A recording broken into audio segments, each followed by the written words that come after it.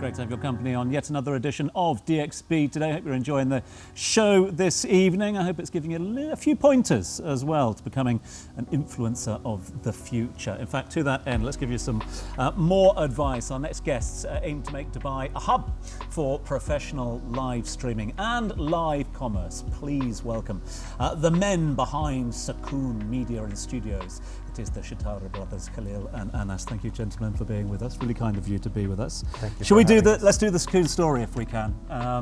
Obviously, backgrounds in different industries, but why content creation and why set up a platform, the studios, the network, the media group to support it? How did Sukoon start? Sukoon started as a photography studio at the beginning, and that was almost before the time of COVID. And then we've noticed that content is really king. It's not only about just impressions through videos, short videos and photos. And there is a bit of a commercial part of it, because when we started, we were focused more on e-commerce. A logical thing to think about when we did the studio is that you don't have the chance to touch and feel the product online, and the only representation you have is a photo or a piece of video content that needs to convince you there and then to go for the purchase. Now, from there was a human element that got introduced when, during COVID, social media got a boost of new users who were signing up, just to be part of the community. It was an easier way to communicate. And that's where the idea came from. It's not only a communication means anymore. It is a platform. It is not only a way to express yourself as an individual. It's for building influence and also building brands. Amazing. I'm really interested to know, why do you think that content creation really resonates with the youth of today? I mean, Tom and I have already stated that we're not that social media savvy, but definitely like younger people, they're definitely more on the ball. Why do you think that is? Content creation, in my opinion, became a norm. Nowadays, if Dina was mentioning travels, I mean, if you want to travel, the first thing that you want to do, you want to write in the destination, you bought a new piece of equipment, you want to know how it works. You no longer think about picking up a booklet to read it. You just want to go to social media. And we found that everyone needs a platform in whatever genre they're interested in. Me personally, I went towards the education based on the trade. I'm really good in Excel, and I started doing videos based on that. And we started exploring that, and we always had the end vision, the business, what Khalil was mentioning, that yes, social media is no longer like a luxury, more or less that you need to have it in your professional life, whether you're an amazing TV presenter or you're a professional in travels or you're doing your normal education stuff. Now, I think I was asking you guys back when I was trying to get some advice before you came into our studio. So there's two elements to this, right? You're giving advice in the sense that you want people to improve their audio, their lighting, their setup, the quality of that, but also with them becoming more viral. How do you tackle that when people are coming to you for advice on how to develop their account? I believe it's all goal-oriented. I mean, I believe going viral is not a goal by itself. Okay, it's a symptom of a piece of content that resonated with people. So there was like that moment in time that created that virality. Now, a lot of people try to market virality as something that can be replicated over and over again, but there is a lot of organic sense to it at the end of the day. So it's not only about, honestly, the way we work is that we don't discuss virality as a goal. We discuss authenticity in expressing yourself to start with, because you need to express yourself at the end of the day. And we are giving you the tools to polish that at the end of the day. So yes, mobiles nowadays are great, but you need to stand out as well. So by modifying your audio setup, by modifying your lighting setup, by building a I would say a better environment even at your place of residence, not necessarily a professional studio, it will give you that window, that channel to the world to take it from there and utilize it the way you'd like as a creator. I have a question. So if we talk numbers nowadays, the economy, let's say the creator economy, it's more about $2 billion worldwide that is being expected to be distributed in the field. And still, there is people, they don't know how to create content and how to be part of the creator economy. What's the first, let's say, 3 secrets you would love to share with them to kick off their journey? No one better than Anas to share his own secrets. I He's agree. he's a creator, he's an influencer as well. We always break it into 3 pillars. Number 1 is the look. So whatever goes into audio, video, and things like that, audio goes on the number 2 because people need to hear you and need to make sure that you're being heard in a good audio.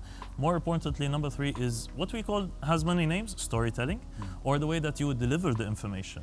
And I always, whenever I go on stage, get awards, in any situation, I say my success is because of Khalil, because he was the hidden person behind the camera, giving all directions, whatever I needed to become the creator who I am today. You might possess amazing knowledge, but you might not have the means, as in like a vehicle, like equipment. But even if the equipment were there, but you did not have the skills, not polished well, not guided well, you will not have the power to deliver the message. Whenever the topic of monetization and money comes up, we always say it is the fruit of whatever you planted.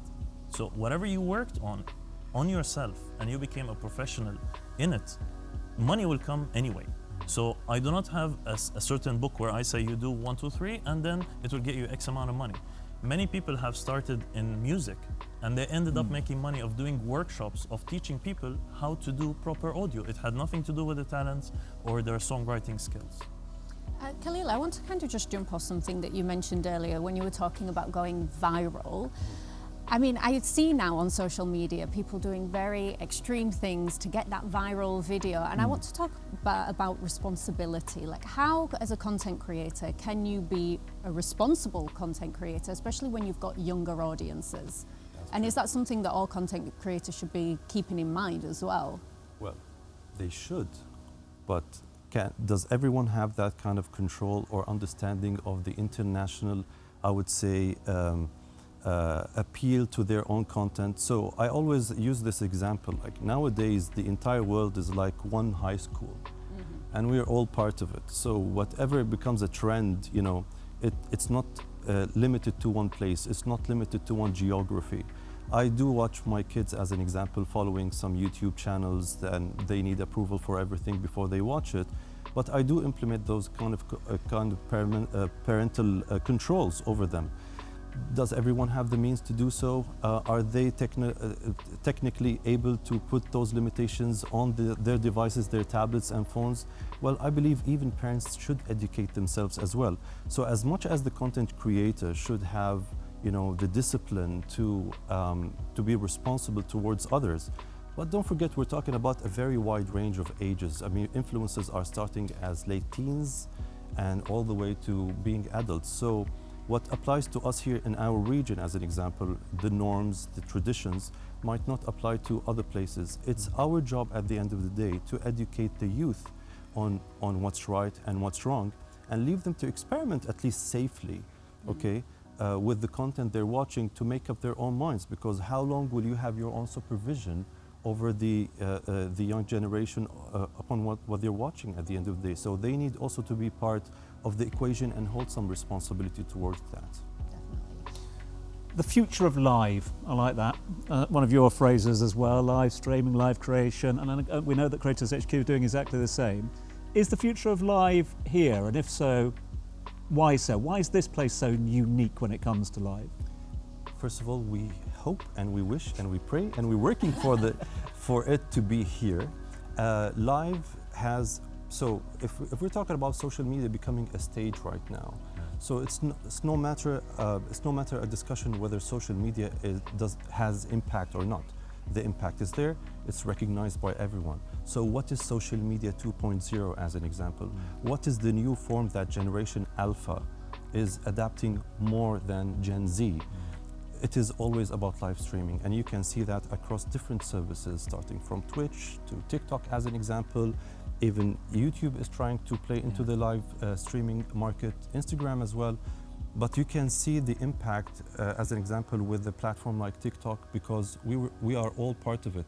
I can see young kids to adults watching live streams because it's accessible, it's so easy. It reminds me of the old days when satellite dishes and receivers were so common, and you were scrolling using the control all the time. You're doing the same exact thing now, just with a brick that is called a mobile phone. So, and again, there is a huge market behind that, not only in content creation as in just voicing yourself out there, even building brands, building economies. Live commerce, if you just look at the Far East and America and Europe, it is becoming a pillar now as a driver of economy. It's no more an option. It's exactly like saying right now, guess what? I don't have internet and I don't order online. In a place like Dubai, this is something that is unbelievable. It's a necessity, it's not a luxury anymore. We are at the stage where the tides are turning towards the benefit of live commerce in general. And I always see when there is a financial motivation, it will bring in more and more users. I'd like to add on this that UAE actually now they are building the infrastructure of the creator economy with the Mu'lin license, with other licenses. So before, when we started creating content, we didn't have an infrastructure. Today, it's like the UAE in the region, it's fully dedicated to build this, to have a closed thing, what I have to do, what I don't have to do, and then there is a specific laws, then there is a specific things that you need to follow to be a good content creator. Definitely.